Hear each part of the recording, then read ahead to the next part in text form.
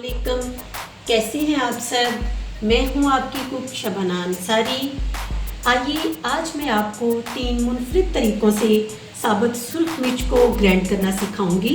तो आइए शुरू करते हैं।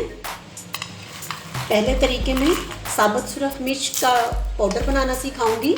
तो इसको बनाने के लिए हम इसको एक ग्राइंडर में डालेंगे इस तरह से। व्यूअर्स, आपने मेरी वीडियो को शुरू से आखिर तक देखना है। इसमें मैं ख़ास टिप बताऊंगी आखिर में कि आप मिर्चों को किस तरह से जो है वो ग्राइंड कर सकते हैं।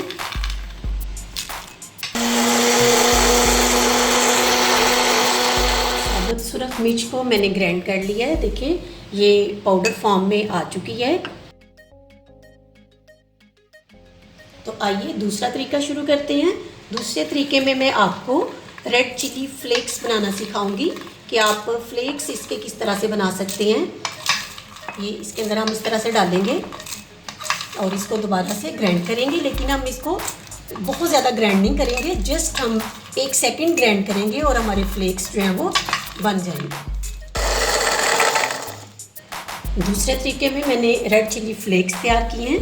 ये आप देख सकते हैं, ये फ्लेक्स हमारे तैयार हो गए हैं, लेकिन इनको जस्ट मैंने 1 सेकंड ग्राइंड किया है और ये बहुत प्यारे प्यारे चिली फ्लेक्स तैयार हो चुके हैं।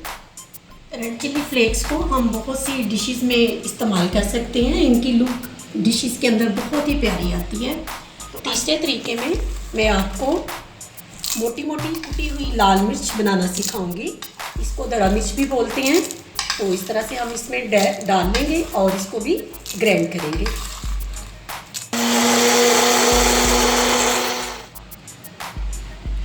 ये मोटी कुटी हुई लाल मिर्च तैयार हो गई है।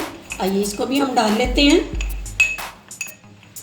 सुर्ख साबुत मिर्च को ग्राइंड करने की एक ख़ास टिप वो ये है कि आपने जब भी इन मिर्चों को ग्राइंड करना हो, आपने इनको इसी तरह एक प्लेट में डाल के आप इनको धूप में रखेंगे और इनको कड़का लेंगे और फिर इस आपकी मिर्च जो है वो ज़्यादा अच्छी ग्राइंड होगी।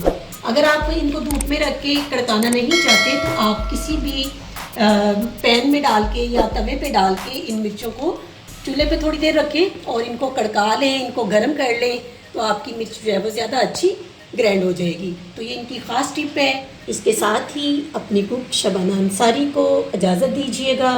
दुआओं में याद रखिएगा, अपना ज़्यादा सारा ध्यान रखिएगा। फिर मिलेंगे एक नई वीडियो के साथ। तब तक के लिए अल्लाह हाफिज़।